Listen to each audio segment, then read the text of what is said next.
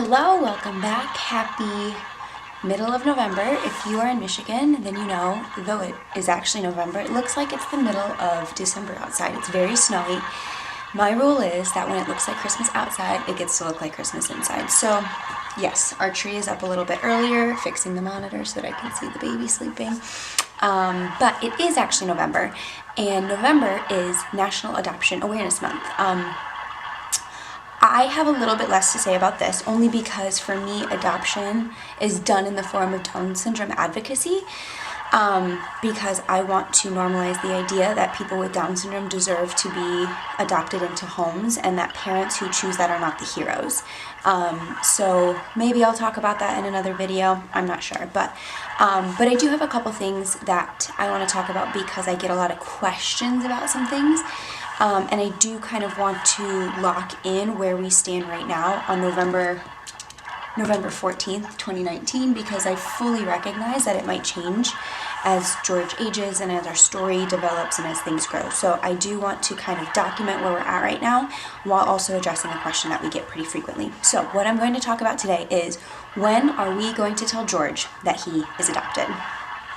So basically, what we have decided, and I'm going to preface this by saying that we are adoptive parents, we don't know anything, right? We are listening to adoptees, and we are listening to other people who have been adopted, and we are kind of piecing our decision together through that. But the idea is that we will never tell George, in the sense that he will just always know.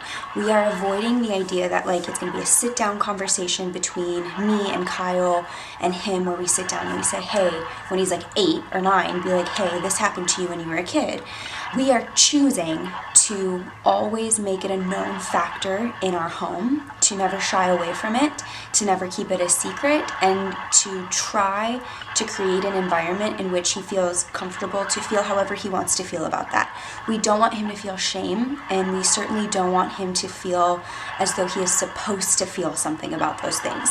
And we think that the best way to do that is to just make it a known topic, make it an open conversation at all times. So that way, if he has questions as he ages, he feels comfortable talking to us about them, because we've always talked about it with him.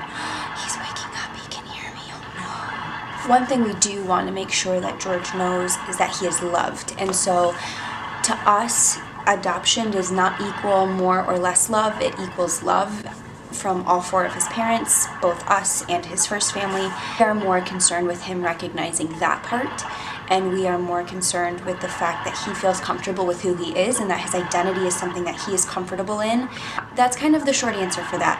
We listened a lot. We listened and we researched and we read a lot. We really, really did, because I don't know that there's a right or wrong way to do this, but in our home, adoption will never be a stigmatized thing. It will never be it will always be part of our story. It will always be part of George's story. And so for that, the idea of keeping it a secret seems like we are keeping a major piece of George's life away from him.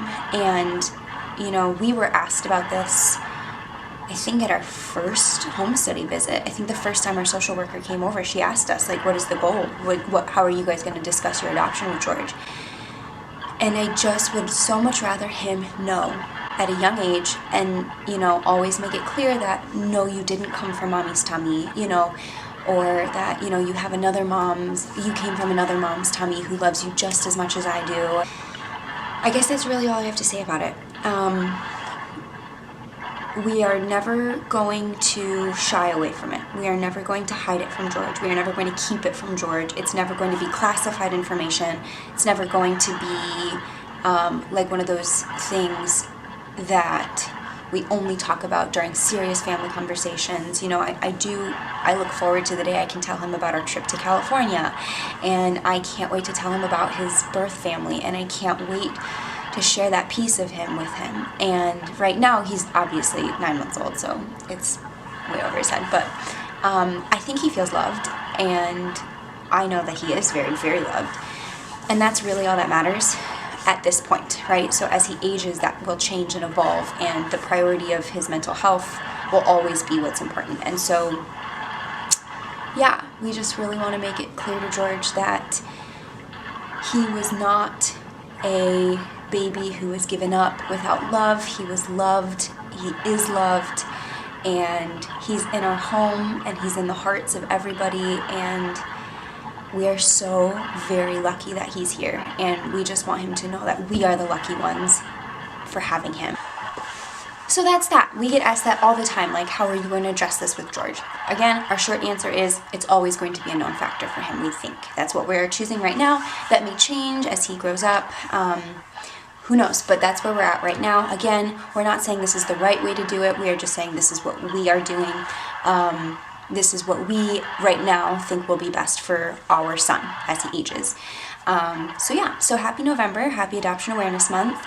I have, I think, maybe 1 or 2 more videos I'm going to make about adoption, but I don't know. We'll see. Again, I'm spending this month listening and learning. We love our story. We are grateful for our story, but we know that our story is just our story. It's not everybody's story, so I do recognize that different circumstances will result in different decisions about things like this. And so this is by no means like an advice of what to say to your adopted child. This is just us answering a question that we get pretty frequently. So thank you so much for watching. He, I think, is awake because I think he heard me talking.